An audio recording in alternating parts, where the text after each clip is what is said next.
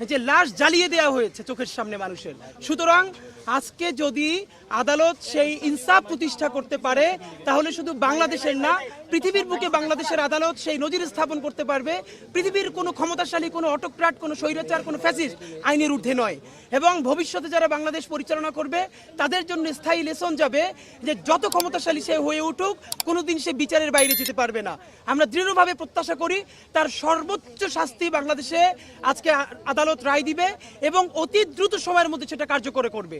আর যদি আদালতে আমরা ইনসাফ না পাই, আমরা যদি জাস্টিস না পাই, এই শহীদ পরিবারদেরকে সাথে নিয়ে আমরা ইনশাল্লাহ আইনি কাঠামোর মধ্য থেকে যত দূর লড়াই করা যায়, তাতে যদি আমাদের জীবনও চলে যায় আমরা লড়াই চালাবো। তবে বলে রাখি ইনশাল্লাহ আমরা 2013-র মতো আমরা একটা শাহবাগ তন্ত্র কায়েম করব না।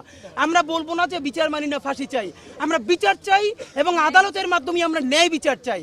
যতক্ষণ না পর্যন্ত ইনসাফ প্রতিষ্ঠিত হবে ততক্ষণ পর্যন্ত আইনি কাঠামোতে এবং রাজপথে আমাদের প্যারালাল আন্দোলন চলবে। শেখ হাসিনা এই আদালতের স্বচ্ছতা নিয়ে প্রশ্ন তুলেছেন।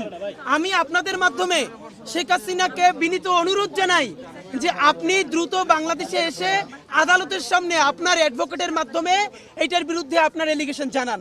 কারণ এই আদালত এই ইন্টারিম সরকার প্রতিষ্ঠা করে নাই, এটার প্রতিষ্ঠা করেছেন কিন্তু আপনি। এখন পর্যন্ত বাংলাদেশের এস্টাবলিশমেন্ট কিন্তু আপনারই লোকজন। সুতরাং আপনার ভয় কিসের? আপনি যদি মনে করেন আপনি মাজলুম, আমরা তো জালেম হয়ে উঠতে চাই না, আমরা আমাদের শত্রুর সাথেও ইনসাফ চাই। আপনি আসেন, আপনি আদালতে কথা বলেন, আপনি সুপ্রিম কোর্টে গিয়ে অ্যাপিল করেন এবং আপনি লড়াই করেন। দেখেন বাংলাদেশে এর আগেও তো সকল রাজনৈতিক দলের উপর নিপীড়ন হয়েছে না? তারা কেউ দেশ ছেড়ে পালায় নাই দিল্লিতে, তারা সবাই আদালতে লড়াই করেছে। আপনিও আসেন।